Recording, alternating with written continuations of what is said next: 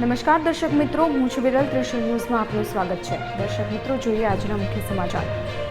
ગુજરાતના ઇતિહાસમાં સૌ પ્રથમ વખત 6 મહિલા ખેલાડીઓ ટોક્યોમાં યોજાનાર ઓલિમ્પિક અને પેરાલિમ્પિકમાં ભાગ લેવા માટે ક્વોલિફાય થઈને નવો કીર્તિમાન સ્થાપિત કરી દીધો છે.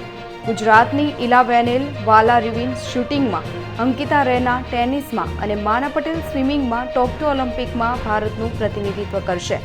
જે પછી દિવ્યાંગો માટેના ઓલિમ્પિક કે જે પેરાલિમ્પિક તરીકે ઓળખાય છે, તેમાં પારુલ પરમાર બેડમિન્ટનમાં અને ભાવિના પટેલ તેમજ સોનલ પટેલ ટેબલ ટેનિસમાં ટીમ ઇન્ડિયા તરફથી સ્પર્ધામાં ઉતરશે. જાપાન ઓલિમ્પિકમાં દેશનું નામ ગુજરાતની આંતરરાષ્ટ્રીય સ્વિમર માના પટેલ રોશન કરશે. માના ટોક્યો ઓલિમ્પિકમાં ભાગ લેનાર ગુજરાતની પ્રથમ સ્વિમર અને ગુજરાતની બીજી મહિલા ખેલાડીઓ છે. દેશમાં રાંધણ ગેસમાં પ્રતિ સિલિન્ડર ₹25.50નો વધારો થયાના બીજા દિવસે શુક્રવારે પેટ્રોલના ભાવમાં 35 પૈસાનો વધારો થયો હતો. પરિણામે દેશના અનેક શહેરોમાં પેટ્રોલનો ભાવ નવી વિક્રમી સપાટીએ પહોંચ્યો છે. દેશમાં 2 મહિનામાં પેટ્રોલ પ્રતિ લીટર અંદાજે ₹9 મોંઘું થયું છે. જોકે ડીઝલના ભાવમાં કોઈ ફેરફાર થયા નથી. મુંબઈમાં 300 કિલો હેરોઇન ઝડપાયું. 2 લોકોની પોલીસે કરી ધરપકડ. જવાહરલાલ નહેરુ પોર્ટ ટ્રસ્ટ પર કરાઈ હતી ધરપકડ.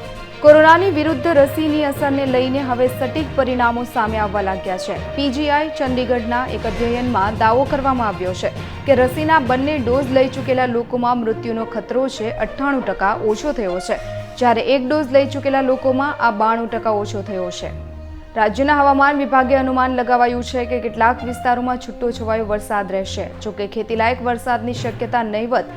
7 દિવસ સુધી રાજ્યમાં ભારે વરસાદ નહીં પડે.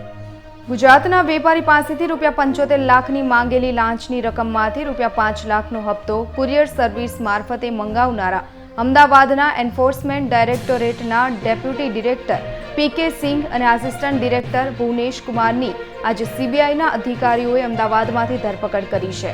સુરતના સરથાણા સાવલિયા સર્કલ મેરિટોન પ્લાઝાની એક દુકાનમાં મસાજ પાર્લરની આડમાં ચાલતા કૂટણખાના ઉપર સરથાણા પોલીસે છાપો મારી 3 લલનાને ઝડપી પાડી કૂટણખાનાના સંચાલકની ધરપકડ કરી હતી.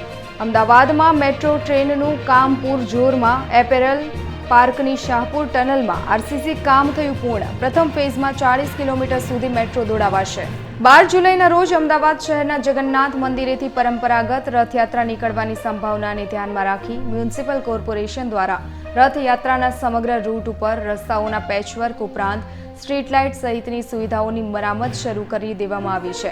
મળતી માહિતી મુજબ મ્યુનિસિપલ કોર્પોરેશનની દાણાપીઠ ખાતે આવેલી મુખ્ય કચેરી ખાતે મેયર સહિતના અન્ય હોદ્દેદારો દ્વારા રથયાત્રાનું સ્વાગત કરવામાં આવવાની સંભાવના પણ વ્યક્ત કરાઈ રહી છે.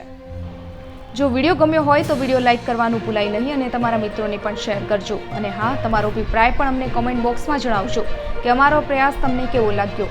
દરરોજના મુખ્ય સમાચાર મેળવવા માટે અમારી ચેનલ ત્રિશુલ ન્યૂઝ સબસ્ક્રાઇબ કરવાનું ભૂલાય નહીં.